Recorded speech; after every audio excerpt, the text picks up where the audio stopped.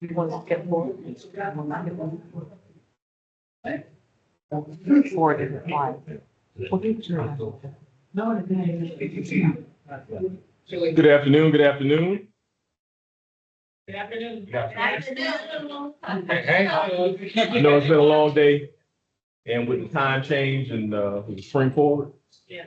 So I think I was probably 30 minutes early for a meeting early this morning. But with that being said, my name is Cedric McCray. I'm the interim director for the Tampa CRAs, and I want to say thank you to all of the members of our CACs that are here in attendance for our CAC orientation. At this point in time, because we're going to kind of shift our agenda just a tad bit, we have our resident attorney, Attorney Shepard, on, and we're going to allow him to go first. But before we do that, I would like for each member of the CACs, regardless of whatever area you represent, which CAC, if you could just kind of stand and say your name and which CAC you're working with, and then we'll roll right into Attorney Shepard with the legal updates.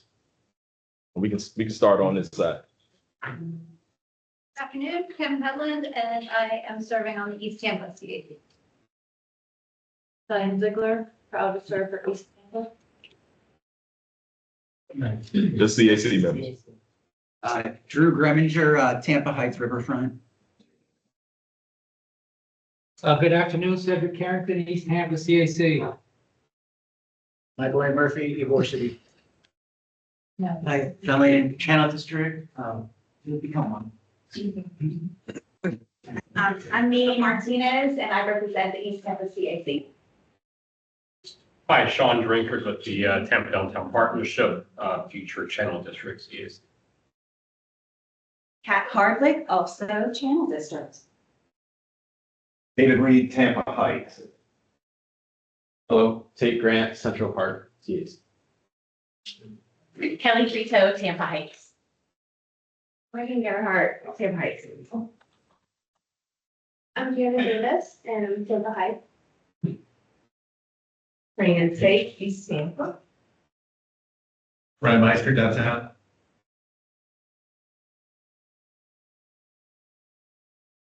His wife. Andrea White representing historic East Tampa.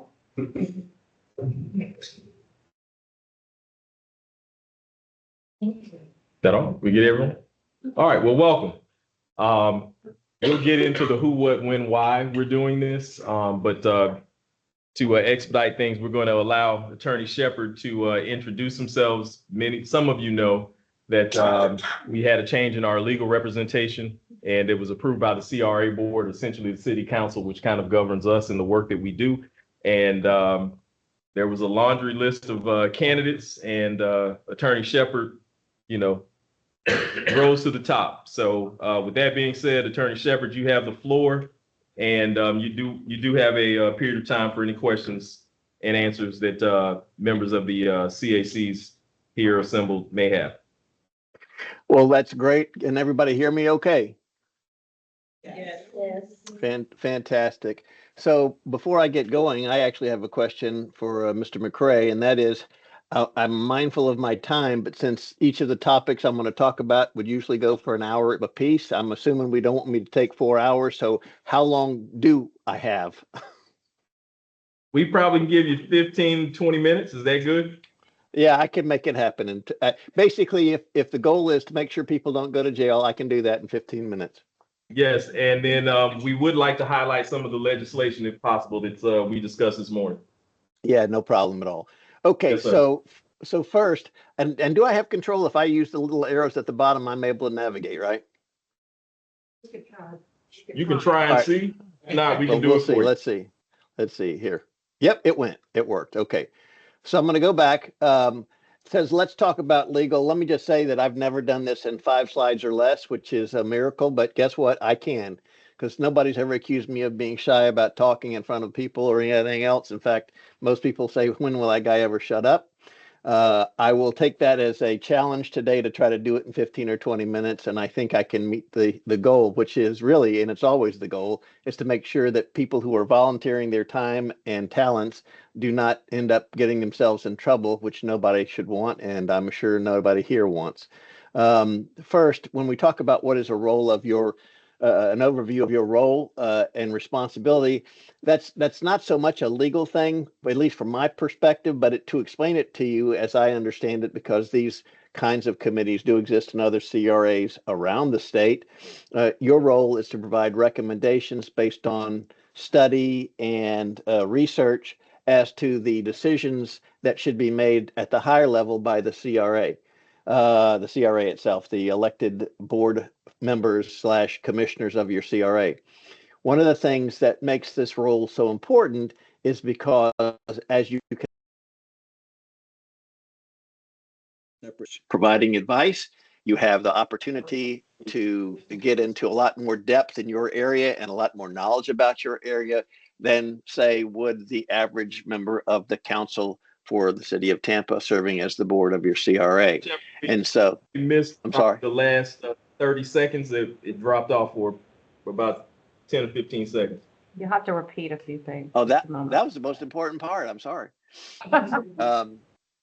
No, so what I was saying is, as an overview, and if I wish there was some way you could raise a hand so I'd know if it drops out again, but nevertheless, what your role is in a CRC or CAC advisory committee is, and why it's important is because with 9 different areas within Tampa, which is by far the largest in terms of CRAs I represent in terms of areas, and also the largest set of budgetary numbers, it is impossible for your elected officials, also serving as your commissioners for the board for your CRA, to be as in-depth into all the details and needs of an area as are you all who are from those areas and can get the opportunity to provide in-depth research and study. Are y'all still hearing everything good? Yes, sir. Okay. And so that's the reason for your role. And so if the average commissioner at a meeting, you've seen how they go, they get a few minutes to discuss an issue. They obviously presumably have done some work in advance by looking at the agenda and the agenda packets, but much of what comes from those packets is provided through your recommendations and that of the chair or the executive director. And so that's why your input is important. Now, that your responsibility, therefore, is to essentially give it your best. You know, be the voice for your community within your various boards, and what the community wants, what it needs, and why it needs it, and to do that as forcefully as you can within the boundaries of your role as advisory committee members, understanding that the final decision belongs with the CRA board. I know, having seen several of your meetings now, that certain of your membership definitely takes this role responsibly and seriously, and I think that's the way it should be. So I wouldn't tell you to change a thing. But why is it important, therefore, since you're advisory and volunteers and all of that, for all these other things that you see on the screen now, the Sunshine Law, the Public Records Law, and the ethics? And as I mentioned, the primary reason is to keep you all, honest to goodness, I'm not joking here, out of jail. And so the first thing I want to say before I can go to the next slide is, for everything I'm about to talk about, every single year and without fail, somebody gets arrested, somebody goes to jail for violating the things I'm about to talk about. And so I hope that gets your attention, because it ought to. Nobody should get in trouble for trying to volunteer for their communities, but yet the same rules that apply to elected officials apply to you all, even in your role as volunteers. All right. So we're going to start with the first slide here. It says advisory committees must operate in accordance with the city's ethics code or ethics ordinance. Not every city has an ethics ordinance. Tampa does. And in order to get your best advice on Tampa's ethics ordinance, your best advice would come through not me, but the city attorney's office, because it is the city's ordinance. And before you were engaging in any conduct which might violate the city's ethics ordinance, my recommendation to you would be reach out either directly or indirectly through the chair of your boards to the city attorney's office for input. If they ask me to weigh in, I'll be happy to weigh in. But since they administer the ordinance and are responsible for enforcement thereof, that's the spot to go for that. But it's important. And why is it important? Oftentimes, city ethics ordinances mirror the same types of rules that apply at the state level in state statutes. But some cities, and Tampa clearly is one, go above and beyond, and they have additional requirements that are beyond just what's in Chapter 112 of the state statutes. And so that's an important thing to know. We're not going to spend a lot of time about it today, but if you have any question about your conduct that is not going to be answered by the rest of my presentation, make sure you find out whether it violates the city's ethics ordinance, completely separate and apart from state statute. The second thing we're going to talk about is why you have to operate in the sunshine. And this is one of my favorite things to try to explain. First of all, by saying you have to operate in the sunshine, that means that your meetings are public and they're noticed and minutes are kept with an opportunity for people to be heard. And all of those things are critically important because your role, to put it in a terms that pretty much everybody can understand, is to make sure in terms of compliance with the sunshine that the general public is able to know how the sausage gets made. So what do I mean? Well, since your role is advisory, you may think, well, they don't have to follow what I say. Correct. But they often do. And even if they don't, they're listening to it and they're considering it in an official capacity, which means you're part of the sausage getting made opportunity that the public has a right to know about. It's not supposed to be behind closed doors or through back channels or emails privately and so on and so forth. It's a part of the decision-making process and it's supposed to be transparent. And that is why universally throughout Florida, advisory committees making any kind of recommendations to those with actual decision-making authority have their meetings subject to the same rules as apply to the elected boards and officials. Okay. And those are, as you see here, meetings must be open to the public. Reasonable notice must be given. That's usually done through the clerk's office. Minutes of the meetings must be taken and kept open for public inspection. I could stop right there, and that would be the Sunshine Law in a nutshell, but it would be doing a disservice because so many people think that they're smarter than this law. And what they fail to recognize is that when it says any meetings between two or more people, it includes meetings of any kind. What do I mean? It means emails. It means texts. It means slipping a note on a napkin and pass it to the guy next to you. It means any form of, if you're doing semaphores, if you're capable of doing that, Morse code, doing that, sign language, whatever it is, doesn't matter. If you're communicating with another member of your same advisory committee, and it's about a topic that is reasonably foreseeable, not even that it's before it now, but it's reasonably foreseeable to come before it in the future. If you're not doing it in a noticed meeting, open to public, where minutes are being kept, you're in violation of the Sunshine Law. There are no off-record discussions. There are no unofficial discussions. There are no, this is between you and me, none of that. And if there are, and they are discovered, that's how people go to jail. Are we clear on this? Okay. If that really makes you feel like I'm over the top, okay, I'd rather be over the top than find you to get in trouble because someone didn't tell it to you straight, because I'm telling you it straight. And that's why usually it takes an hour to talk about this subject, because usually at the point at which I get skepticism, I pull out newspaper clips where this one has been arrested, that one's been arrested, this one's been indicted, that one's on trial, and so forth, to show you that this is just not me spitballing. This is a real thing. Okay. All right. Now we're going to move on quickly because, again, limited time, to conflicts of interest. And what do you need to know about this? This is a complicated topic, but I'm going to do my best to simplify it. There are two types of conflicts you need to be concerned about. One is the financial kind that would prohibit you from doing anything that creates a situation where you may profit or protect yourself from loss by what you're involved in and what you're doing. And the other is a voting conflict, but they all derive out of the same kinds of activity. So if you're participating in any official action that directly or indirectly affects a business in which you or any member of your family or close personal relation has a financial interest, then you have potential for a conflict to occur. And this is true whether you vote on it or not vote on it. If you know of a project coming down the pike, as an example, and you encourage those yourself or others to go invest in that project before it's even in front of you, you've already created a problem. And I suspect, but don't know, that under the city's ethics code, it would go far enough to make this a real problem for you. The state's code is a little bit different in this regard, but most city codes that have, if they have an ethics provision, would pick up this kind of activity.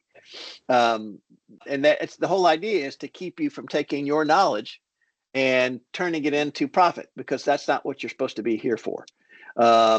If you acquire a financial interest or in any enterprise, project, business entity, or property, if you believe or have reason to believe that your financial interest will be affected by your recommendation, this is a problem. Back in the old days, the bad old days, as I like to call them, people who were involved in the taking of property, which was a lot more common than it is now, eminent domain, condemnation, you've heard that term, whether it's for the expansion of roads or whatever, if they knew something was in the planning stages, they would quietly go out and buy up all the property through limited partnerships and other things where their names were not immediately associated with it, and then wait for the taking to actually occur and get, way significantly above market rates for it, because it becomes a necessary part of the expansion and it's the best route. And this was a real problem. I'm not saying it's not a problem today, but I am saying it's more recognized for the problem it has been, and that's why these codes have been developed. And then last, it says, no member shall have any interest, financial or otherwise, direct or indirect, or engage in any business or activity or incur any obligation of any nature which is in substantial conflict with the proper discharge of his or her duties in the public interest. The bottom line on that, the way to think about it is, if you're thinking about anything other than what is in the best interest of the committee and the agency for which you work, then you probably have a problem that needs to be addressed by your recusing yourself or not engaging the activity or not buying the thing or investing in the thing or becoming a silent partner in the thing or whatever it is. If you're going to do that, you need to not be on these boards. Okay, it's just that simple. Okay, now voting conflicts are also a part of this, and it would make sense to you after me explaining the ethics about investing and not investing and owning and all those other things. But voting is a little bit different, and it's different for one reason. In Florida, under the Sunshine Law, there is a requirement that many people do not know, that in the absence of a conflict, you are required to vote. You may not abstain from voting just because you feel uncomfortable. You don't want to. It's somebody you know, and you don't want to do something that's going to upset them. That's not a basis. A basis not to vote has to be a conflict of interest. So how do you know what a conflict of interest is? If the vote will inure to your special private gain or loss, and I'll tell you about what that means, the special private gain of any person by whom you are retained, the parent or subsidiary organization thereof, the private gain of a member's relative, then you have a conflict.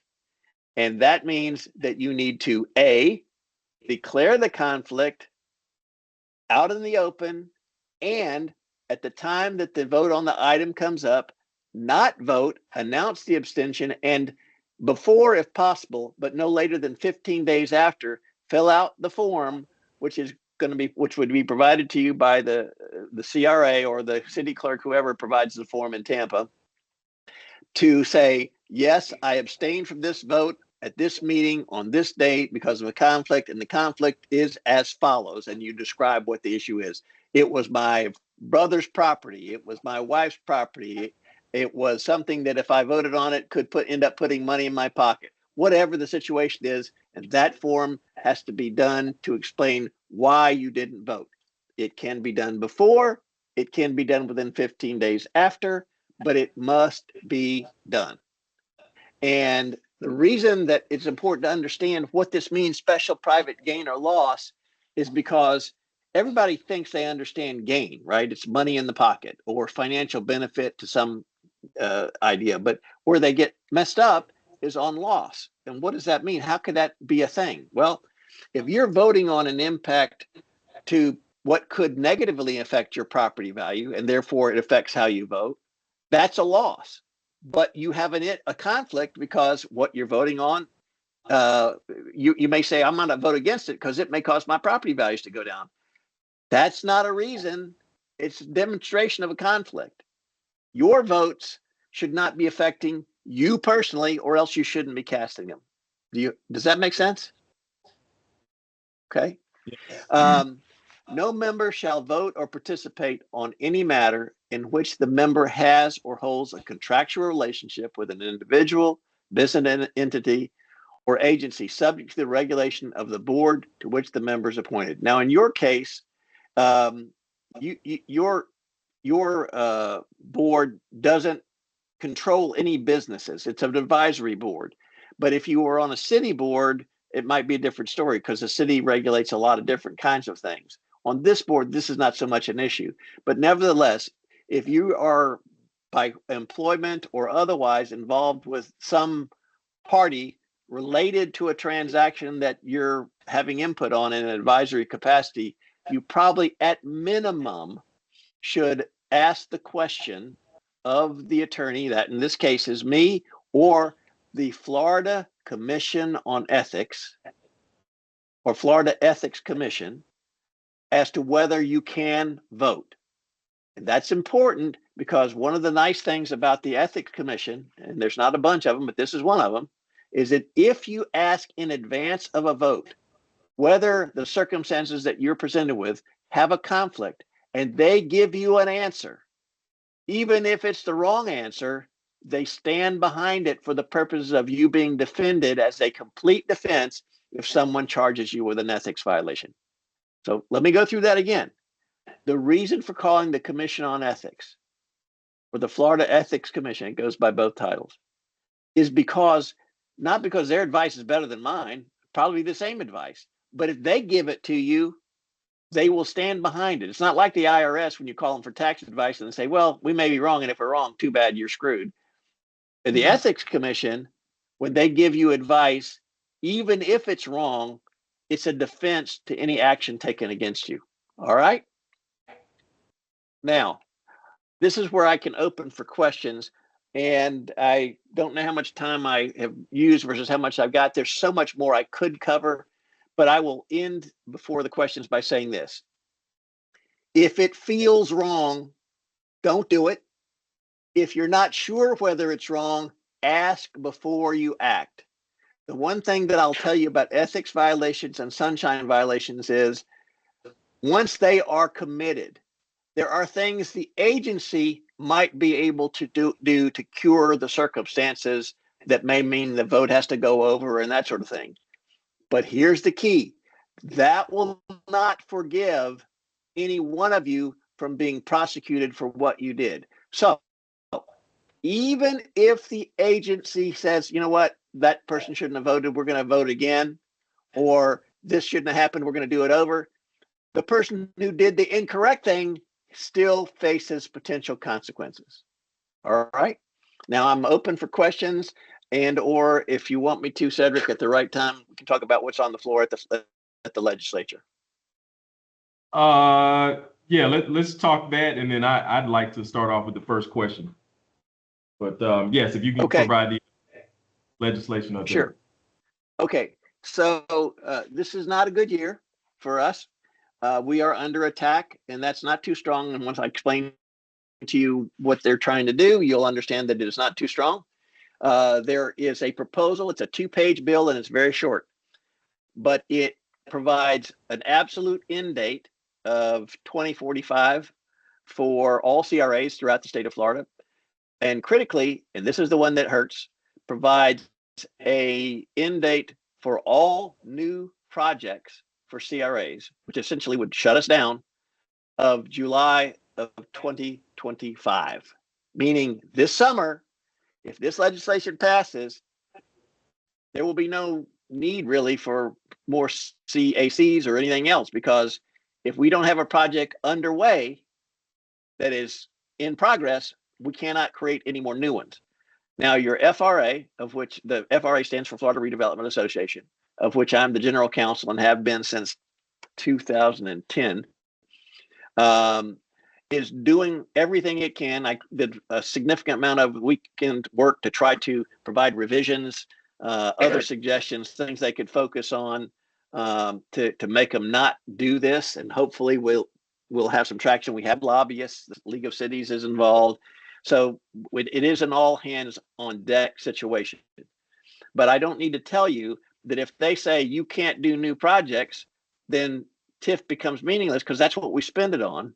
And under the statute, if we don't spend it on new projects, it gets returned to the county, and that's the end of that.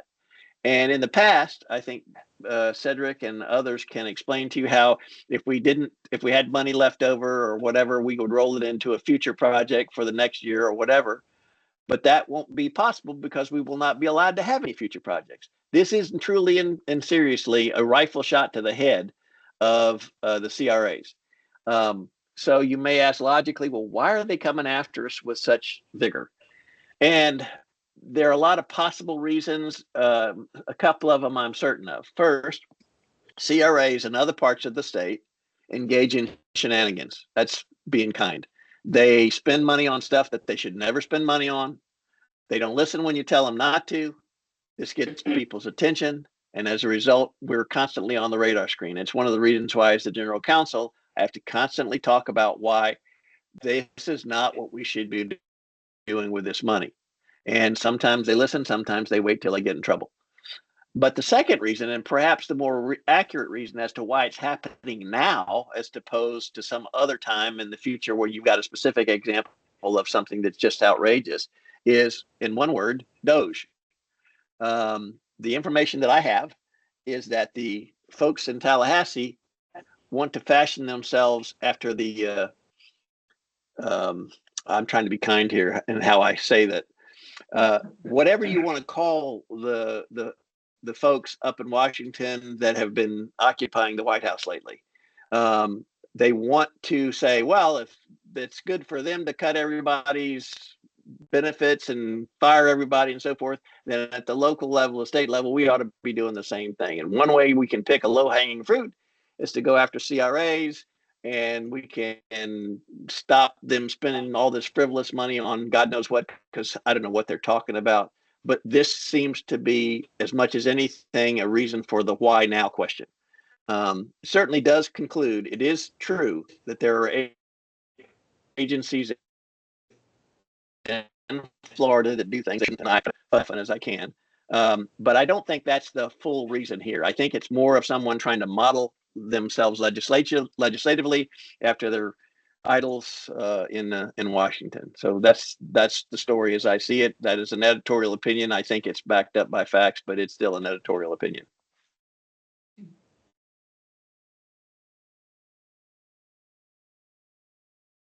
Questions?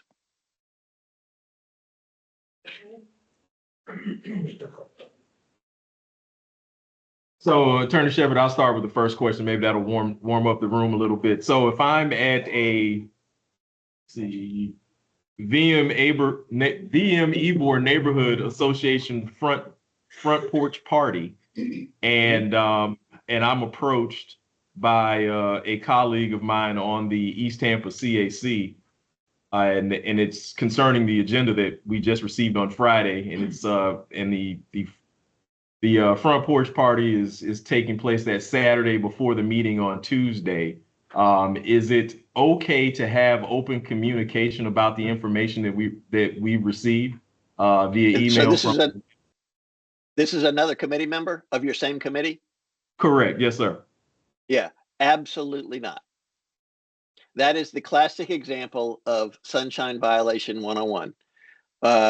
In fact, the more obvious violations, or the ones that you see more frequently, or where someone sends an email or something that's intended to be somewhat surreptitious because not everybody can see it. But if you're literally out in the open in front of people chatting about the business that's coming before you outside of the meeting, and it's a member of your same board or same commission in this case, or committee, then you're absolutely in violation of the sunshine law. And if someone makes a complaint, you will be investigated and likely prosecuted. Whether they will treat it as criminal or civil will depend on your level of culpability. Did you know what you were doing wrong? Were you doing it to try to evade the effects of the law? Or were you just ignorant and you didn't realize you were making a mistake? But either way, you'll be prosecuted. The question is whether you'll be fined or they'll try to see about putting you in jail. And so, and a lot of that, frankly, depends on the two words that I'm sure we all have heard: prosecutorial discretion.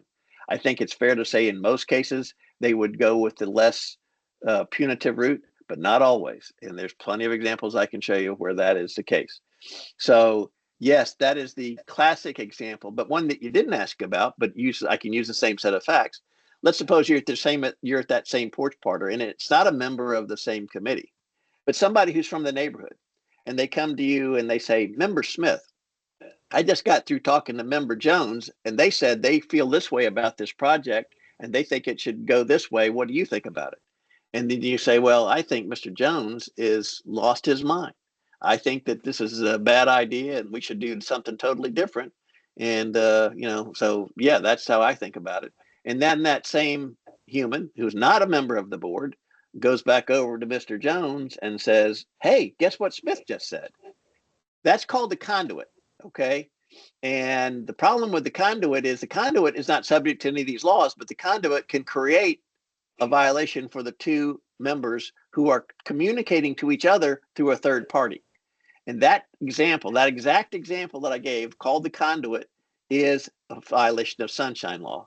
And it's one of the reasons why, even though there are exceptions, quote unquote exceptions, and one of them is called the social events exception, that allows two people from the same committee to be at the same space at any given point in time, like a birthday party or a porch party or anything like that. It's not the presence of another member at the same location outside of a notice meeting that creates the violation. It's what you're talking about. And whether you're talking directly or passing notes or going through a third party, i.e. the conduit, as in my example, you're violating the law. So to be clear, there should be no open communication, emails, text messages, or notes that are. All of that's accurate, open or closed. No communication is the way to just stop with those words. No communication with another member of your same committee. If it's East Tampa versus the Heights, for example, they're not on the same committee. They can talk about whatever they want. But if they're on your same committee, can't. Thank you. Questions? Anyone? Ms. Tate. Thanks for the clarity, successful advice and community. If you came for the holidays already or something, or what if we brought up by the people that call it? Did you hear that? No, I didn't hear it. I thank you for your clarity Oh. on that. What if it was brought up by the holiday party people, Mhm. not necessarily the board members, Right. but it got to the holiday party members and it was discussed with them. So the conduits. Yes. Getting the information is not the problem. Responding to the information is the problem. As an example, if I shouldn't do this, by the way, but let's suppose I'm on your committee and I send out a blast email and you happen to be on it because I've got, which many people do, a long list of recipients and I can't even remember who's on it. And even if I did remember, I don't recognize the email addresses because email addresses can be everything from a real name that people would always recognize to something that has nothing to do with your name. I've got several. I've got an email address that's doubleguns@gmail.com. Nobody would know that's me unless I told them. I've got another one that's moralsmatter@gmail.com. Again, nobody would know that's me unless I told them. So you don't always know, particularly when you're responding to these long emails, who you're dealing with. You send out an email to another and it gets to another committee member and then they respond. It's the response that creates the violation because that's the communication. One way is just one way. But when you talk about it, whether it be email or in person or through a conduit, so that you're exchanging information back and forth, that's communication, and that's what creates the violation. So I've been asked to provide reports to our neighborhood association based on the activity of the CAC for Tampa Heights. There are typically other members of the committee at those meetings. What is acceptable reporting?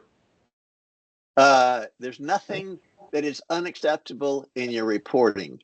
There is a lot that is unacceptable in how you react to that reporting if you're another member of your committee, the Tampa Heights CRA committee or advisory committee. So it's very similar to the example I just gave. You send out a report intended for a specific audience. Somebody who is on your same committee gets that report and says, well, I think old so-and-so has lost his mind. He's crazy, or, you know, he's in the tank for some, or whatever somebody might say. Or maybe they even want to say, I think this is a great report. I agree with everything you said. Any of that back to you is communication. That's the violation. Receiving it is fine. Responding to it, not fine. What if a Committee member at the meeting kind of whispers to the person next to them, blah, blah, blah, what they think, and it's not expressed openly to the whole room. Is that a violation? Is it a violation? Maybe. And here's why it's a maybe. First, one of the things I often say when I give this speech in a much longer format is it's what people think you're up to that matters more than what you're actually up to. And that's important because, as I've said many times over the course of doing this for a long time, being investigated isn't a picnic. And if you think it is, wait till your name shows up in the newspaper or in media. I have, as an attorney who is not capable, because the law doesn't cover us in this way, unless I was an elected official, of violating the Sunshine Law, I have been investigated twice. And it doesn't even apply to me because prosecutors don't always understand how the law works. And so it's important to understand here's how that works. So you're in a room with a bunch of elected officials. Someone makes a complaint that there's a Sunshine Law violation. Everybody gets investigated. That includes, in this case, the lawyer. And that makes, at least it used to be the old days, we call it the front page. Now I guess it makes whatever the front of your news feed is on your phone or wherever you consume news. But when they actually get around to saying, yeah, there was no violation, you'll be lucky if it gets printed anywhere. And that's the point. And so to your question, is it a violation if you're talking to your neighbor next to you? It may not be if your neighbor doesn't respond, but it could end up getting you both investigated to determine whether that's the case. And that's the problem. And so what I say, again, in the longer form of this presentation is you need to be Caesar's wife here. And if you think that someone else could perceive that what you're doing is problematic, you probably shouldn't do it. Yet, again, in the long form of this presentation, what I say is I have never been to a public meeting in which I didn't see some conduct by the officials that could be interpreted by someone else as being a violation. So what do I mean by that? Walking to the parking lot before the meeting, walking to the parking lot after the meeting, exchanging comments just like the kind you were just mentioned during the meeting that the public can't hear but can let their little imaginations run like wild. All of those things have led to actual complaints being filed against real people who did nothing wrong. But yet the investigation, I am sure they would all tell you, was not worth the effort or the pain.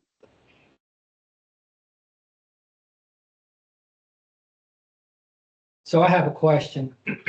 Yes. We say that no communication is the best policy, right? But I just want to qualify that. If we are acknowledging each other's presence, you're saying do not communicate at all, or do not communicate for a particular outcome or things that may come before us on an agenda or for a vote. Well, if you're getting at, can I be nice to somebody? The answer to your question is at your own risk. The being nice part, hello, how are you? How are you doing? How the kids? How'd your kid do in the baseball game? So forth. All those things are pleasantries. We all do them. Everybody I know does them. And that's why I qualified what I said by, if I don't know what you're speaking about, but I suspect you, and literally today, it seems like everybody's suspect about something, not because they deserve it, just because that's the times we live in. That's enough to make a complaint. And one of the things you need to know about being able to make a complaint is the complainer is immune from prosecution or lawsuit. And the reason for that is in society, we want people to feel free to call in information or tips. Have you ever seen the tip lines that I'd say 1-800, call your tip, blah, blah, blah, blah, blah. If those people could be prosecuted, how many tips do you think they'd bring? So whether it's me seeing someone breaking in my neighbor's house or what I think is breaking in and reporting that, and it turns out it's just the housekeeper who's looking for the hidden key, or whatever the situation may be, the person who's making the complaint faces zero consequence. But the person who gets complained again gets investigated. How many times do we need to read about people getting shot in their own houses because someone made a complaint of what they thought was suspicious activity? So this is not that severe, but yeah, it matters what people think based on what they see. And a lot of people see stuff that nobody else sees unless they're crazy, but they see it. And so my caution to you is not that you can't do all of the things that you're talking about, but that you should consider, if you do, to make sure that you're not doing it, so low that nobody can hear what's going on and they can let their suspicious minds wander. You should consider whether they call it the juice is worth the squeeze. This is kind of the way you have to proceed in those circumstances. Thank you.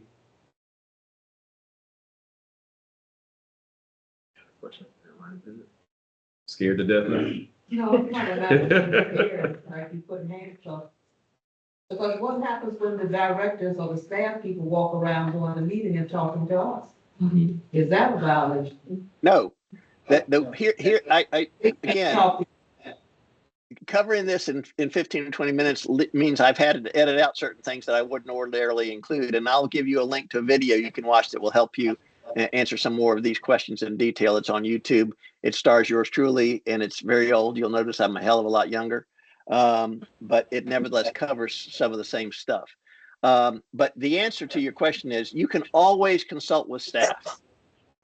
One-on-one, you can ask them any question. They can tell you anything. You can express whatever you want to, because staff isn't an official to whom sunshine law applies when dealing with you, because they're not on your same committee. They are maybe committee staff, or maybe that's how they're seen, but they are not in any way, shape, or form a violation to talk to. Similarly, you can talk to the electeds. You can talk to Carlson or any of the ones up there. I'm just trying to think of names of Maniscalco, et cetera. You can talk to any of those folks.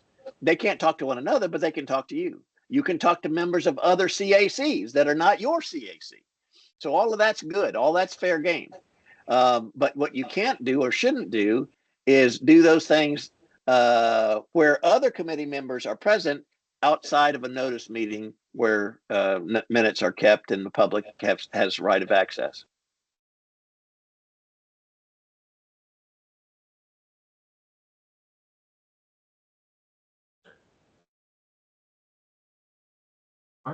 Thank you, sir. Can I, do I have a second for two quick examples of things? Because we didn't touch on public records, but I think we should. And there's one other example I want to give to the person who I think appropriately asked the "Can I be nice?" question. Absolutely. So I'm going to start with the last one. I was, and still have been for 20 plus years, the city attorney for the city of Maitland. Some of you guys may be familiar with that one over here in Central Florida. And they had what was called there a fiscal advisory board. It's just for the city council that would advise the city council on financial issues, the investments and so forth. And I was unaware, completely unaware that any of this had happened because no lawyers attended those meetings. But apparently on one particular night, there was a blow up. One of them got mad at the other one. There was some fussing and screaming and whatnot. And I only know about this because the next day I am copied on an email from one member to the other that says, dear member so-and-so, I am sorry about the way I behaved last night. I should have kept my cool and calm. What I was trying to explain to you was blah. Does anybody see the problem there? They were trying to apologize, but then went on to create a violation by saying again the things they were trying to say in the meeting outside of the meeting to whom they were having the argument with. Now, immediately, fortunately, they copied me. And so before the other member could respond and essentially either restart the argument or say, I see where you're coming from or any of that, I jumped in and said, do not respond to this email. Do not make these kinds of comments in emails. If you want to apologize, do it at a public meeting. Do not do it this way. That is a violation. But that goes to show you that even when the individual thought he was doing the right thing or trying to do the polite thing or apologize or whatever, that may be a good thing in a world of niceness, but in the world of sunshine, it is absolutely just additional violation. So that's something I want to throw out there, and it's something you'll hear about in the video. I'll send the link to Mr. McCray, and he can share it with you all at his leisure, so you can all have access to this video. It's so exciting. You will love seeing me again in living color and about 20 years younger. But the second thing is, we didn't talk at all about public records. So I want to spend just a second on that. I assume that you all get emails, and some of them from time to time deal with business that comes before the CACs, whether it's in support of or against a project from people you consider friends and or constituents. But did you know, do not raise your hands. I do not want to know if you're violating the law, but that all of those emails, all of them in their glory, meaning whether they use foul language, inappropriate terminology, call people names or any of that stuff, every one of those emails is a public record. And you have a duty to maintain those and provide them if they're asked for in any public records request. And if that takes your breath away because of some of the things that might be going on in your head right now, for some of the things that might be in your email, it should. So why am I telling you this? It is because the easiest way I know of to get in trouble is for you to, in an attempt to try to protect somebody else, or maybe yourself, delete emails. If you want to get arrested in a hurry, do that. But if you don't want to get arrested, understand what public records are. And here's what they are. Any record, doesn't have to be an email, it can be any documentation, a note, a handwritten note, anything in which information is communicated to you by somebody else that deals with the business of the city and your particular committee is a public record.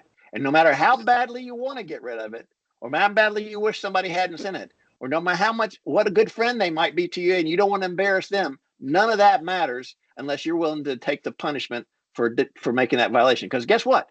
Them sending it's not a violation, but you getting rid of it, that is a violation. This actually happened, and it's explained on the video, in the context of a public meeting in which a particular, and I love telling this story because it involves the potential for me getting fired. There was a long story, but there was a development that was very controversial. And one of the councilmen was dead set against it, but he was in the minority. It was a 5-member council. There were 2 members that were against it, 3 members that were in favor of it. And I was the city attorney, so my job was to support what the majority wanted to do. And when suit was brought to try to stop the development, my job was to defend the development and let it go forward. So I'm doing my job. But because I was doing a really good job of defending it, and because as a result of my good job, some of the people who were advocating that the development should be stopped in its tracks got themselves in a little legal trouble for lying under oath. And that really made the two members on council who were not in favor of the project mad at me because I was now in a position to take their friends and neighbors and constituents to task because they lied under oath. Well, long story short, councils get voted on and get voted off. So a new council member was elected, and they now thought that they had the majority on council. They thought they had 3 votes now, and they had enough to fire me. So they had to call the special meeting. One of the agenda items was to fire the city attorney. No reason was given, but obviously people who understood what was going on understood the reason. And so it came up for a vote, and the new guy supposedly was going to be the difference in the outcome of the vote. The new guy was asked for his vote when the issue came up, and he said, "I've done my research. Mr. Shepard is qualified. He does a good job. I have no reason to vote in favor of this motion. I'm voting against it." And that absolutely infuriated the two that were in the minority that thought they had this thing in the bag. It surprised me too. I frankly had no idea. It's a part of an occupational hazard of doing this job. But the interesting thing about it is he was so mad, he literally turned purple in the face. No exaggeration there.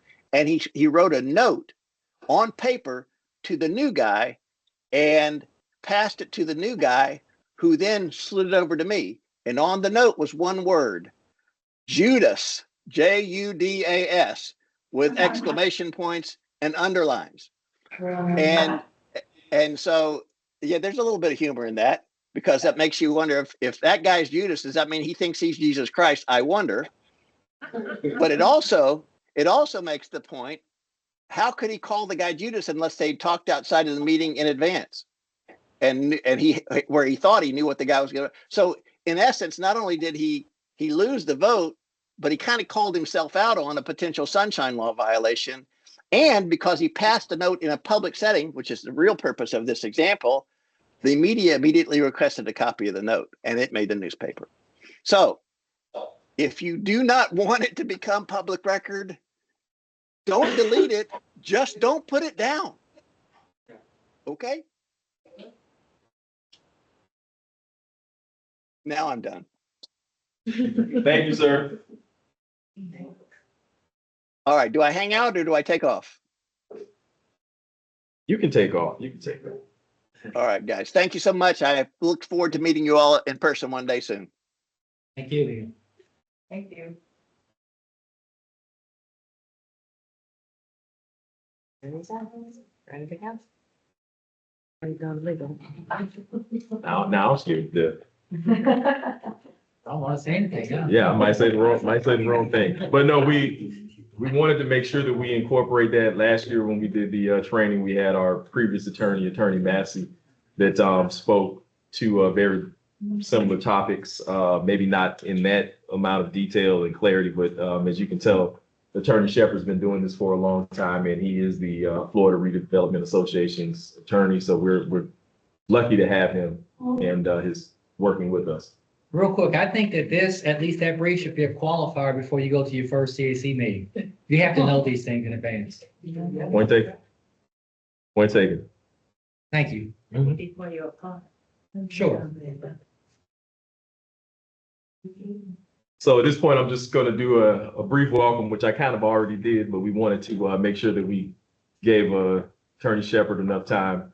So, we are working hard. We're going to introduce our staff and our team here in a moment, but a lot of the projects and things that you're seeing that are coming before you all or will come before you as CAC members are in the care of not only just the managers that are, more forward facing, but we also have a team that we work with. So we're just want to welcome you and look forward to creating additional dialogue moving forward and, just educating the public and the members of our CACs. The more that you all have a grasp of what we do on a day-to-day basis and what we can and cannot do based on the funding we receive is paramount, because I think that will help you make better decisions as members of our East Tampa CAC and recommendations. So welcome.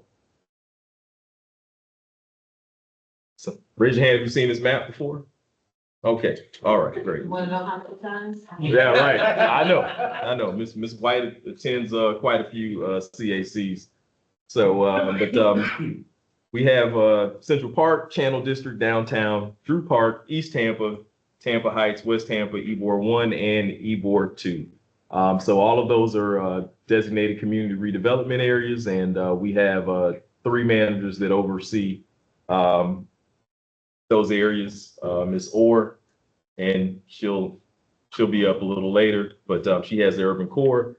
Ms. Thrower has West Tampa and Ybor City, and I have East Tampa and Drew Park. So our mission statement, and this is something as we went through our reorganization last year, and it still rings true today. Through planning, collaboration, and innovation, Tampa's Community Redevelopment Agency aims to enhance and develop communities by creating thriving and inclusive neighborhoods that enhance the quality of life and foster economic growth.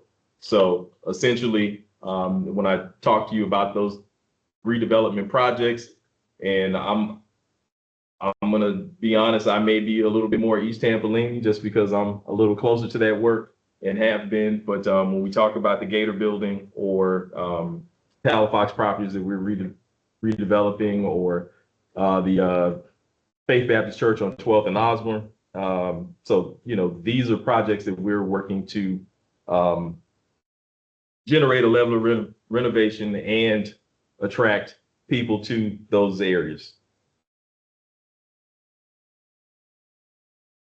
Y'all need me to read the vision statement? Got it.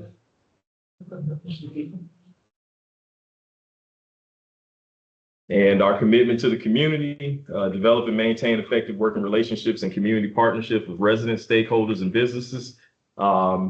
Case in point, with that restructuring that was approved last year, we increased the neighborhood component. So many of you are representing neighborhood associations within those specific CRAs and or businesses. So we wanted to make sure that, the community was able to speak and opine on future redevelopment in those specific areas. Work with the city to anticipate further infrastructure needs and propose CRA partnership projects. So we do that daily. Sometimes it can be tough, but we do. Maintain financial secure budgets for each one of the community redevelopment areas annually. And I know that we're getting into the process and throes of budget season. So we will be having discussions and with all of the CACs for recommended projects and or the current budgets as we look forward to FY26 and beyond.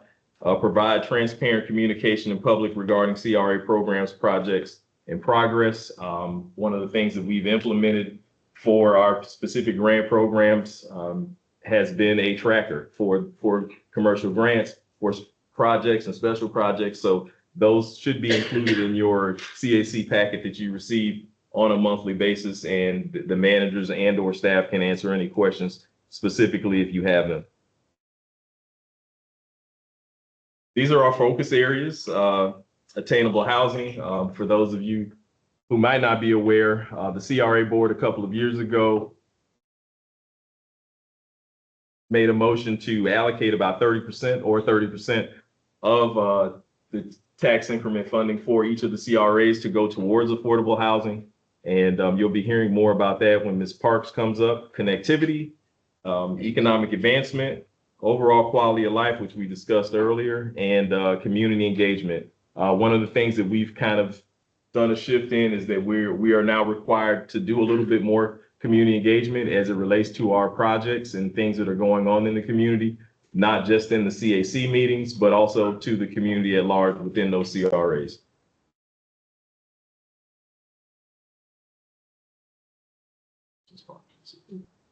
She said no. Yeah. No. So, attainable housing. Did you want to? Oh, I mean, I could speak. Go ahead. And sorry, I should have gave you a heads up. I'm sorry. Yeah, sorry, I was. Good evening, B Parks, CRA Community Development Coordinator. That's my official title. So I oversee the Affordable Housing Initiative. So the definitions given here as far as it relates to attainable housing, is to close that home ownership gap for the 80% AMI and below. Of course, through collaborating through our housing partners, offering financial assistance, incentives to local developers, and developing targeted programs to help bring that forward. This is seen through our Dare to Own a Dream of down payment assistance, which is very popular and is actually one of our best performing programs thus far. To retain existing residents by providing resources and support for home repairs, maintenance, and accessibility options. This is done through our housing renovation and rehab program that we have open right now in all of our areas. So again, this is done through our rehab program. And then the thirdly is to support the creation of emergency housing options and stabilize communities, with also working to reduce the percentage of housing cost burdens. That's just creating attainable housing through our developers. Right now, it's a renter's market, but we want to continue to provide homeownership options to the community, and we partner with developers to do that. And that's something that I'm extremely excited about. We just got the green light on, our amount of subsidies and what we can provide, and we're trying to make those partnerships with those local developers as we speak. So that's pretty much the attainable housing portion of it. Anything else you want me to say or cover it when you introduce? Yeah. Okay, thank you.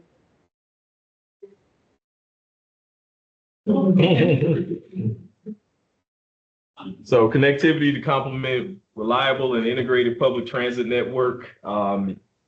As we look at our CRA board's focuses, and some people are passionate about certain things. Some people are passionate about housing and affordable, attainable housing. We have individuals that are passionate about transit. And so this is what we're looking at. And I think I was in the E-board meeting 2 weeks ago when we had a discussion about the streetcar and the fare free funding. So thank you again for that. So how much was what? $700,000. Yes. So those kind of topics will be coming before you all on a regular basis. Economic advancement to support the new and existing businesses and increasing access to capital, grant funding, and technical assistance. And that speaks to our commercial grants and special projects team, but more specifically to the commercial grants and making sure that business owners are aware of the facade programs and the like that are available to them, to encourage local artists that celebrate the history and culture of unique spaces and communities that attract visitors, foster creativity, and generate economic activity. So, and I'm pretty sure you all have met our public arts person, but we'll introduce him as well in a moment. Quality of life to co-create vibrant, inviting, and well-designed public spaces, parks, homes that promote health, wellness, and a sense of community. We're doing that in all of our CRAs as it relates to the funding allocations in downtown and East Tampa and the like, and they're in finding creative ways to use our tax increment funding dollars to assist the city departments to create and do some placemaking. So that's very important. And ultimately, our goal is to remedy blight in areas and promote safe, clean, and welcoming communities. Community engagement, spoke to this a few moments ago, to collaborate with residents, businesses, and stakeholders on decision-making process that inform key initiatives, and also to develop clear and measurable indicators to assess the effectiveness and outcomes of our programs, progress, and redevelopment efforts. So we're being held more accountable to Attorney Shepard's comments, there may be some other entities within the state that do this work, and that, there may be some questionable practices, but we are held accountable. And actually, I was on a meeting today with him early this morning, and he actually complimented our team for the some of the questions and some of the order that we have. And, it's funny because when you're in the minutia of it, you don't think about it, but him being outside looking in and now starting to work with us a lot more. You know, he complimented us this morning, so that was good to hear. Lets us know we're doing something right.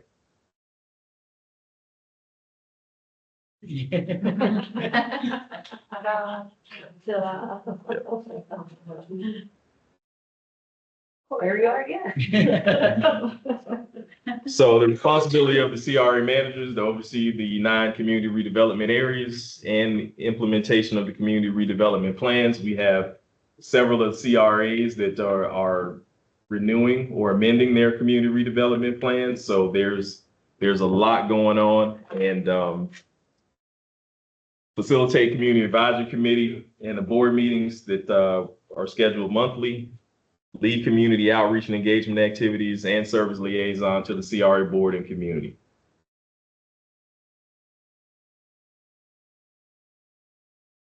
CR administration, we have Ms. Cumbie, Ms. Scott, and Ms. Dorton. They are our points of contact on the second floor in TMOB or Tampa Municipal Office Building, and Ms. Cumbie is in the East Tampa office normally Tuesdays and Thursdays, 2 times a week.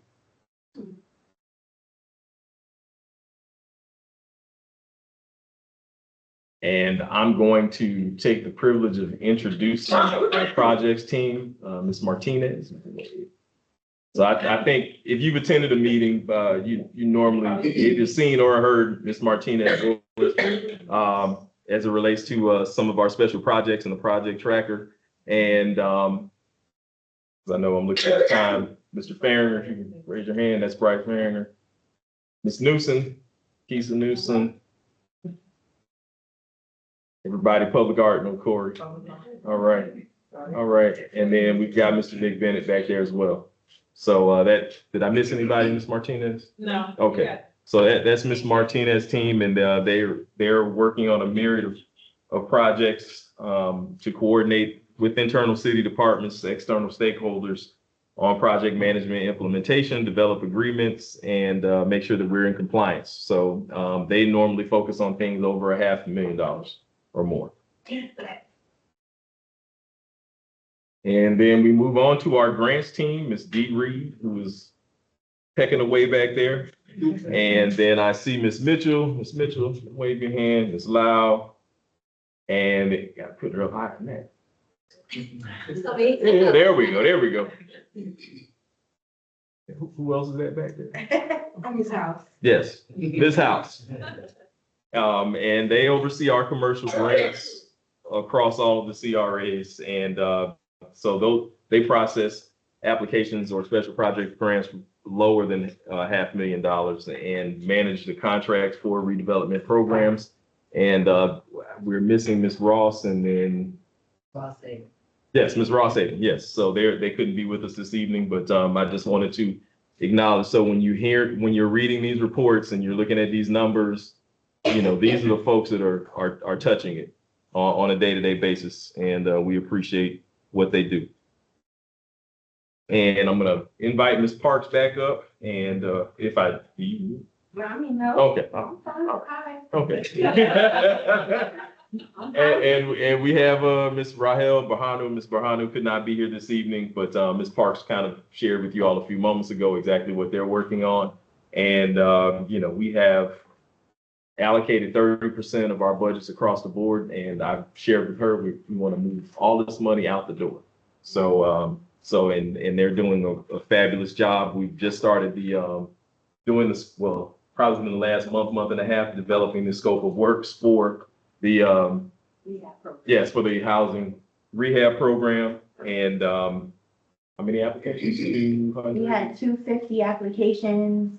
We're now in the stages of pre-construction inspections, which means we're going out to the properties, to the homeowners, drawing the scope of work so it can be bidded and worked on, which I'm excited about. So we are going to be having more than what we had money for. That's pretty much what's happening in one of our areas. This actually just touches on rehab and down payment assistance, but the CRA Housing Division oversees the 5 housing initiatives, which include HRP, which is the housing rehab program, down payment assistance, It has strategic acquisitions, it has unit creation, and conversion, which basically is the developer subsidy for the housing program. So again, it has the different initiatives that we oversee in the area. That's it. I just wanted to add that. Thank you, ma'am. Any questions thus far? Questions? No questions. All right. Skip ahead. Oh, one more thing before you start, I'm sorry. The housing team is located in the D3 police station, so that's 3808 North 22nd Street.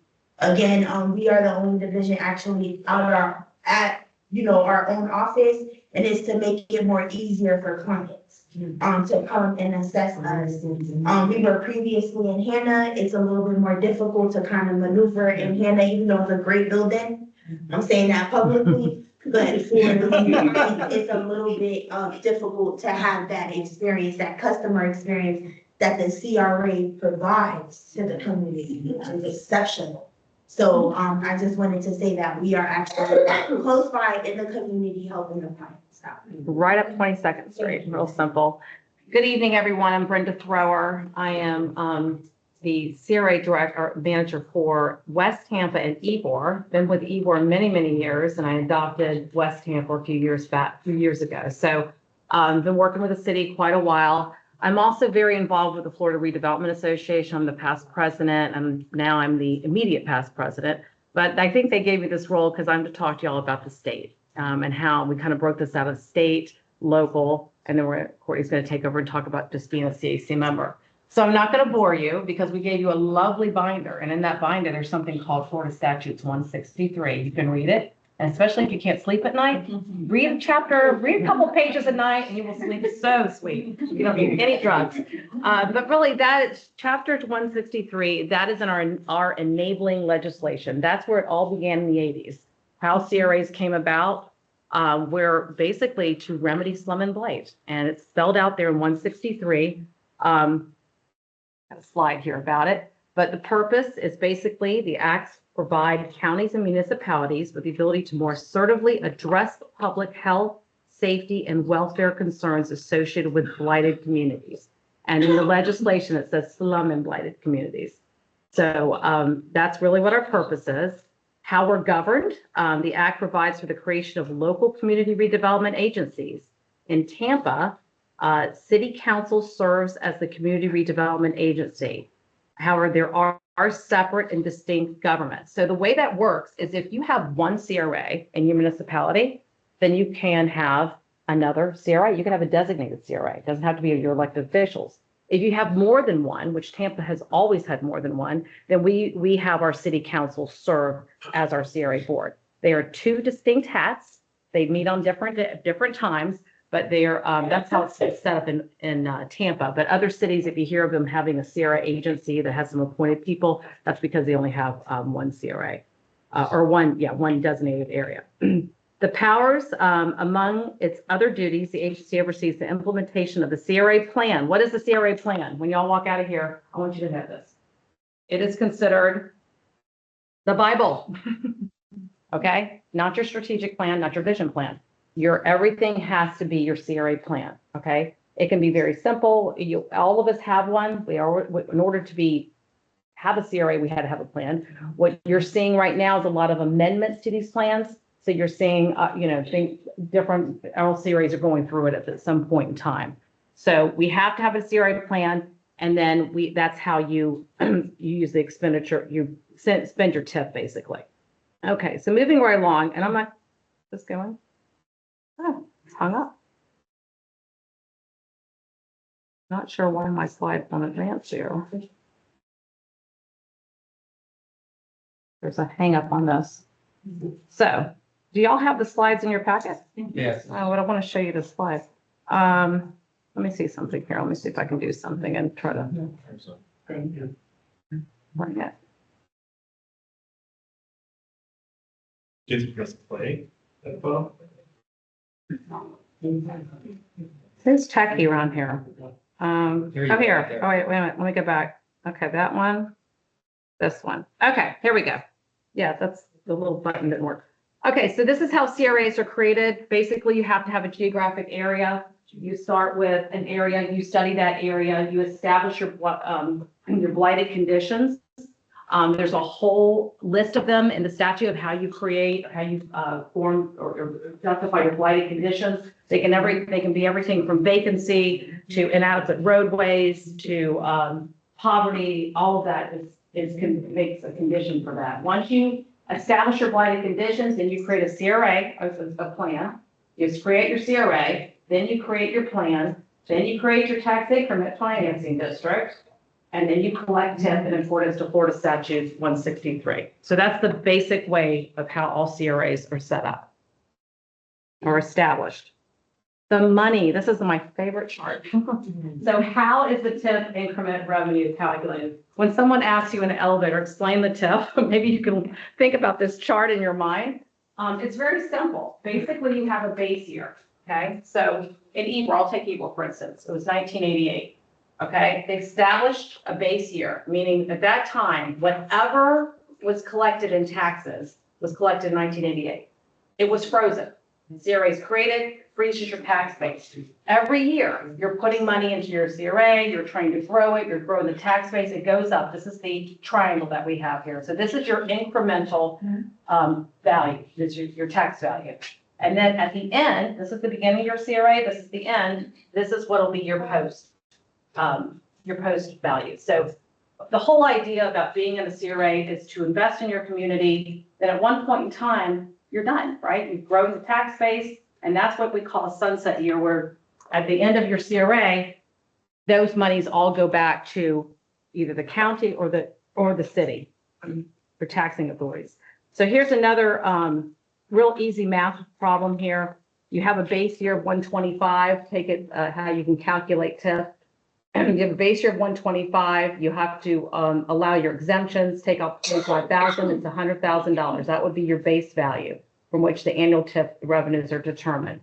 Then you grow your TIF, you go, values go up till like you go to 150 the next year. You still take out your 25,000, you're here at 125, your increment is 25,000, but you don't get the whole 25,000 because there's a district millage rate that's attached to it, and there's 70, you get 95% of the TIF because 5% is held back because of administration.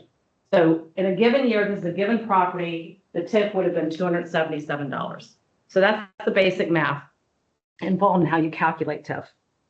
And so here is a chart that shows all of our CRA districts, when they were established, the creation date, the earliest being the downtown in 1983, to the latest one, which is really West Tampa, which is 2015. And then from that, all these are the dates of the expiration date. So they're either 2043, like downtown, I think in West Tampa, or 2043. Most of the other ones sunset out at 2034. Any questions about that? And that's it. No questions? All right. You get to come back up. Let's go talk about the local. So many of you probably recognize these faces. Those are our Tampa CRA board members. The chair is Gwendolyn Henderson, who represents District 5, Louis Vieira, Alan Clendenin, Guido Maniscalco, Lynn Hertek, Bill Carlson, and Charlie Miranda.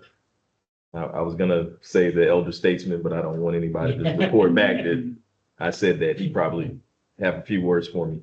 So when they're community redevelopment area, they just kind of changed that. They are the city council, but when we meet normally on the second Thursday of the month at 9 a.m., they are the CRA board. So there is a tri-party relationship between the city of Tampa, Hillsborough County, and the Tampa CRA that provides that these three parties approve the creation and expansion of community redevelopment areas within the city of Tampa, and specifies annual city and county TIF contributions.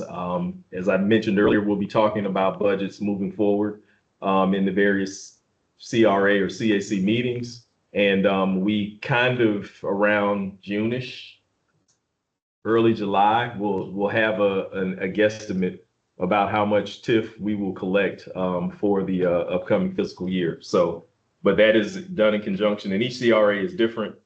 Downtown's agreement with the county, between the county, the city, and the CRA is different than it might be in East Tampa or West Tampa or Tampa Heights. If you have specific questions about that, I would just kind of touch base with your respective CRA manager to get some additional information. So a part of that, the CRA board is up here, those faces, those lovely faces you saw a few moments ago. We have our community advisory committee that makes recommendations to the CRA board. And then we have the CRA community, residents, businesses, neighborhood associations, and the like. And it's, going top down there.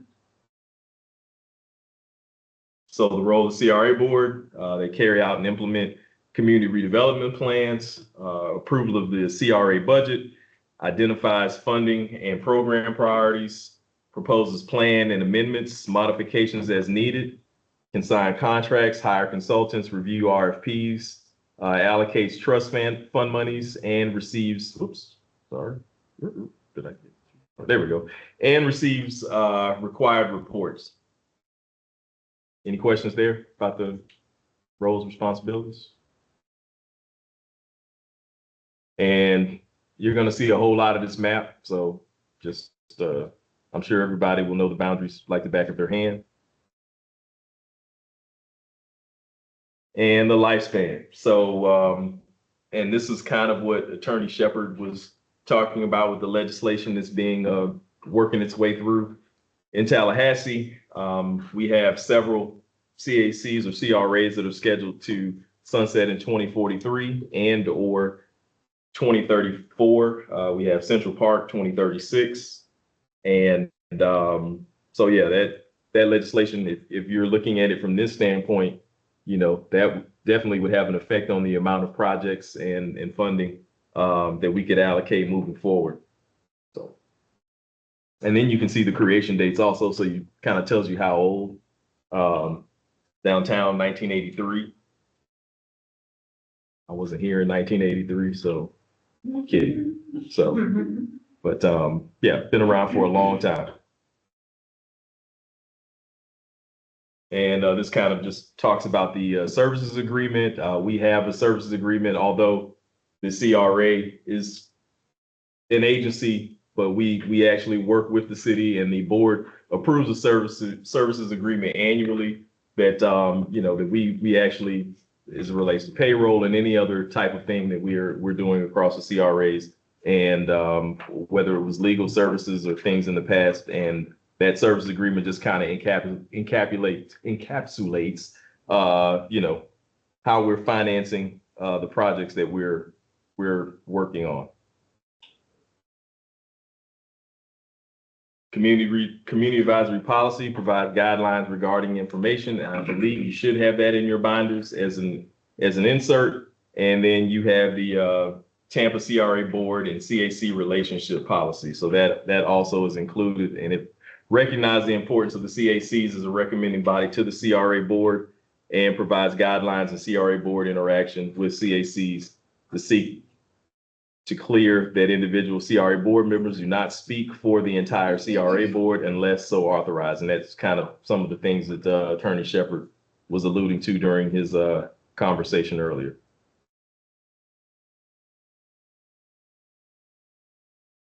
Now you all can understand the financial administration policy, redevelopment agency board, community meeting policy was already touched on, and we are required to do an annual report, and that is provided to the state annually. We're actually getting ready to land the plane on our annual report update for 2024 currently, and this is a snapshot of what it looked like last year for 2023.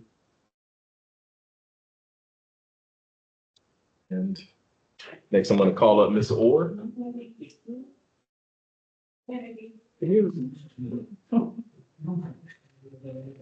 Hello, I'm Courtney Orr. I'm the Channel District downtown, Tampa Heights, and Central Park CRA manager, along with Brenda Thrower and Cedric, who have their respective CRA areas.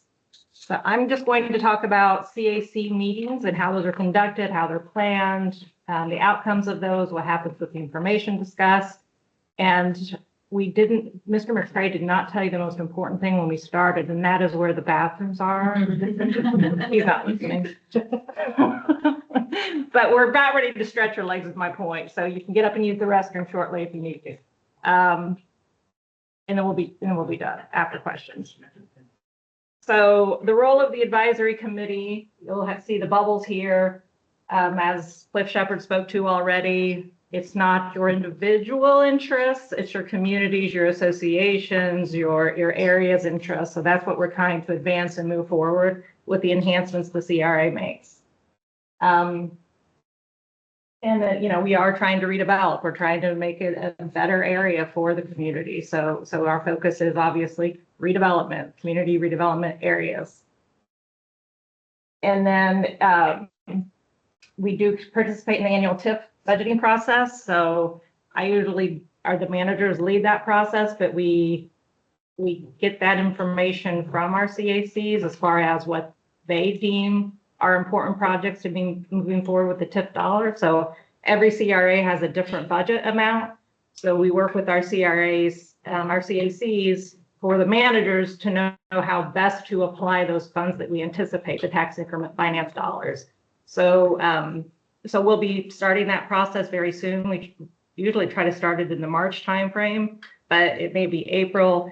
And then we wrap it up by like the May, June timeframe. So it's over a couple of months that we work on this with our CACs as far as how to budget the anticipated TIF dollars.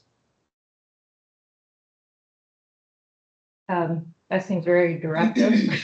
Read the material. But we do send out information prior to each meeting. So we try to do that at least 3 to 4 business days prior to any CAC meeting so that you can look it over. If you have any questions on the agenda items, always please directly reach out only to your CRA manager to answer those questions. As Cliff mentioned earlier, don't talk to your CAC friends, members of the committee, because you should be communicating directly with us to keep you safe. We can answer those questions for you. And we obviously would not triage your thoughts to another member's thoughts. So we cannot, act as that intermediary. We keep that information confidential if you share anything with us. So always please contact us directly. And we do ask that you attend your monthly meeting because quorum is so important. We have to have 51% of the membership base in order to conduct the meeting. So if we do not have quorum, meaning individuals actually in a seat at a meeting, then that doesn't constitute a quorum. So you have to be physically present, 51% of the membership in the room. And that's the only way we can, open up a meeting to conduct business. So I am pretty bad about harassing my CACs the day before. You're gonna be there, you're gonna be there, you're gonna be there, because I don't want to have you guys come from work or your family or whatever, and I know in advance that there's not going to be a quorum met. So we can postpone the meeting, or we can reschedule the meeting, or cancel it altogether if there isn't heavy business taken care of that we need to take care of that particular month. And we do follow the meeting agendas. The managers prepare the agendas, working with our chairperson. So we do all the work as far as creating the agendas, making sure the team's meeting is being recorded so that we can post it to our YouTube CRA site, and then we do all the minutes after the meeting. So we're staying within the law with all those requirements. And, again, we are an advisory committee, so just because we've made a decision or a motion doesn't mean that the CRA board has to act on it. It is giving advice to the CRA board as far as a recommendation of what we'd like to see happen. And was that the last slide? Yeah, I talked about 51% quorum. Oh, and then we always have to have public comment. So if it's not specific to CRA business, then, like say for instance, at one of the meetings, someone wanted to talk about their new development that they wanted to open. We at this point are not putting any CRA dollars into that new development. So I asked if he could just come and speak under public comment. So if it's not something the CRA is directly involved with at this time, people are welcome anytime to come and speak public comment. And that's how we always open the meeting, is with public comment. And then we move on to the business of the agenda. And everything else is minutes I talked about, motions are made by the members. And we meet 10 times a year. But we do not meet in July, we do not meet in December, but we do meet 10 months of the year.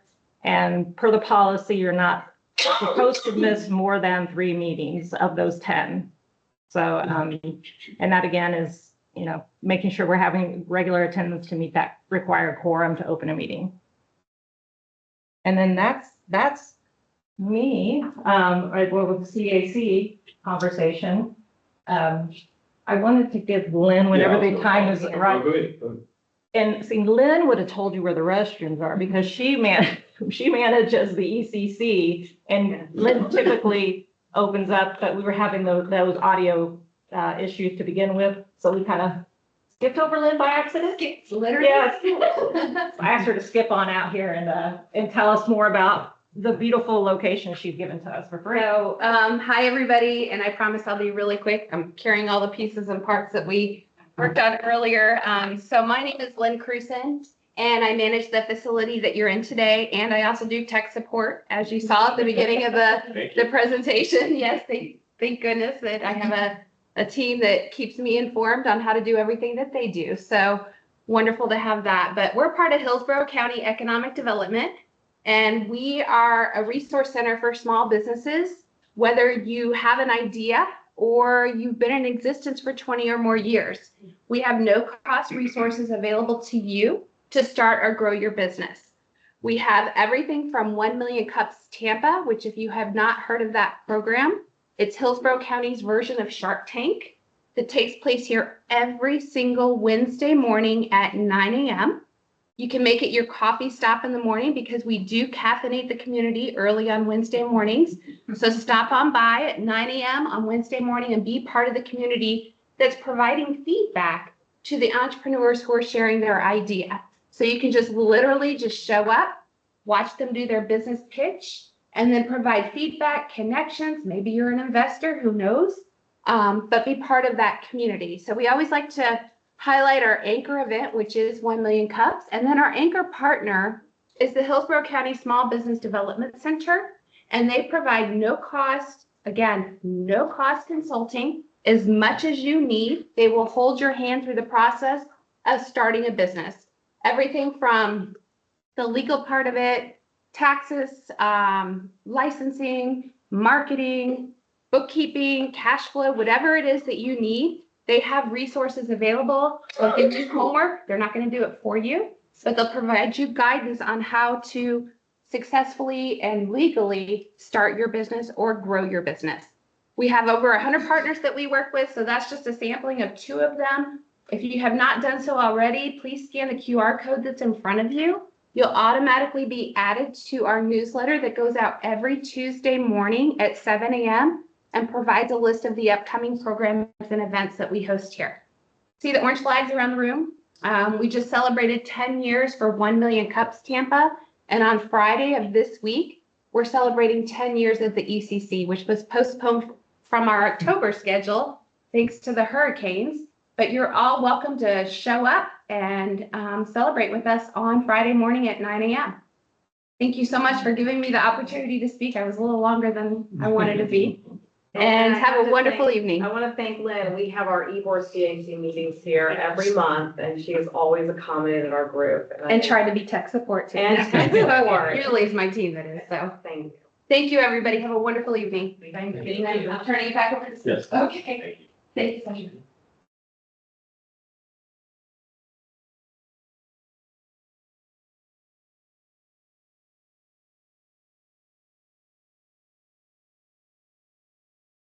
Talk about communications. So how we communicate. email, Facebook,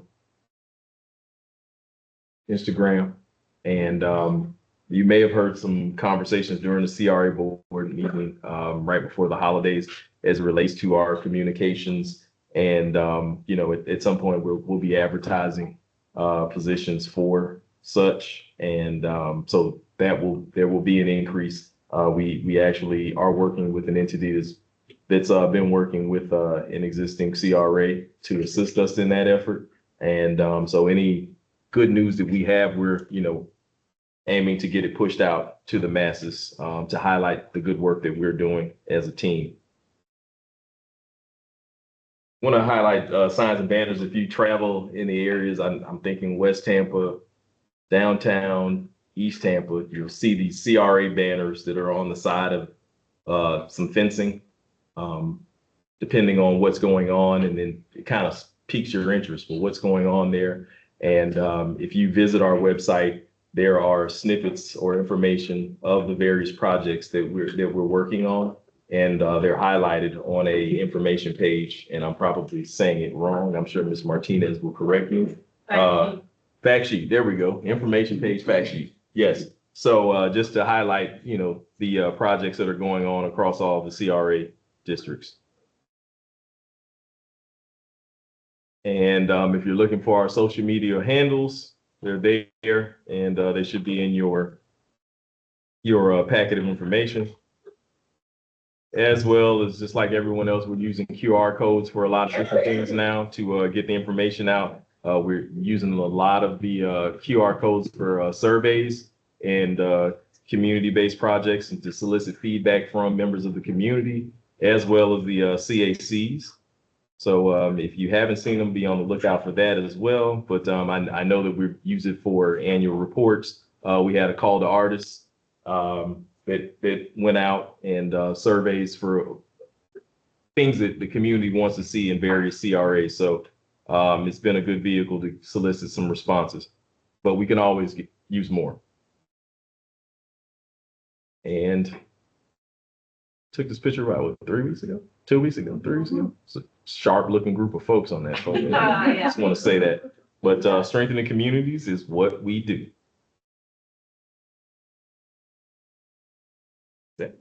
That's all. Okay. Who's the guy in the center there, first row? Yeah, I don't know. Never seen him before. So do you all have any questions? And we can go to 7 o'clock if you want.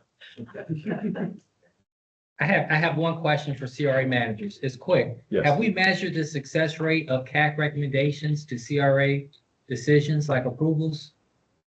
I can't say that we formally have, but that would be interested to, yeah. Recommendations to the CRA Mhm. board. Yeah. If we've rated, I guess, how many move forward, but the same. Are we getting more approvals, out of our recommendations to the CRA than not? I think that's a fair question. Yes. To us. Right. What's that? Performance measures. In the annual report? Well, states made it. Oh, okay. Yeah. Yes. Performance measures. So yes, we are required by the state to report on performance measures. And so that's something that we did. This year was the first year, Yeah, right? it was required. It was a new legislative change that happened in October. And with all this new legislation, there may be some of that happening even more so. Okay. Just so y'all know, we are under audit, we're not currently under audit, but the Auditor General has CRAs now as a standard, like they're one of their rotating audits that was added in a couple of years back. So. Thank you. Yes, sir. So how does the information and recommendations from the CAC meetings get to the CAC committee? Is that compiled at the end of the meeting and then transmitted to them? Yes, if it's for a specific program, if it's approving a grant application that may have come before you all, or a special projects funding request, that's housed with the CRA manager, and then it is moved through the process depending on what the time frame is when your meeting is held. We normally would try to get it on the agenda, the next agenda. So the cycle. staff handles. Correct. Yes. Ms. Can you Gaines. confirm when, the CAC meets again, I mean, the CRA meets again? Actually, this Thursday, the 13th. Okay. Yes, ma'am. You said 9:30, 9 o'clock. 9 o'clock. Thank you. Normally the second Thursday of every month, unless there's, I think that may deviate in July and possibly December. Well, no, not December, definitely in July because of the 4th of July holiday, and the council/CRA board normally takes a break for those first 2 weeks. Ms. Casey. Angela Craig, and director, great. My concern and my worry is about, our East Tampa CRA, as well as the other CRAs, there were 9 years, ending, and also the 2 bills that you're talking about. The Montford Council travels to Tallahassee on Wednesday. We're a little bit nervous about our funding as well. The projects that we have listed as planning on our sheet, those are the ones that will be considered as actively planned out to be finished, correct? Depends. If we created a line item in the budget. Yes. So for instance, I know I saw emails and I was talking to Ms. White about roundabouts, and that's listed. So we're moving forward with that. All of them. Right. No, we got, looked like I saw six or six, at least 6, because it's planning. Right. So there's 6 that we are going out to complete, correct? Correct. Before they go. And I was in a meeting this afternoon before arriving here, and we may, depending on the direction Yeah. of the legislature, we may essentially have to load up on some projects and try to move things to get them allocated before. Now, what that looks like, I can't tell you at this point in time, but to meet that July 1st deadline. So we definitely gonna Gator Building, and Destiny Church and the other health box, Yes. load up, let's get it going. Thank you. And that also means allocating the funding for those projects, because we have to have the funding before we can start with Let's get it going. the RFP This is process and the serious. like. So yes. Point taken. Thank you. Any other questions? Concerns? Going once? Twice. All right, well, thank you for your time this evening. Greatly appreciated. And if you do have any additional questions, I would encourage you to reach out to the managers and or the staff. But thank you, and everybody travel safely home. Good seeing you all.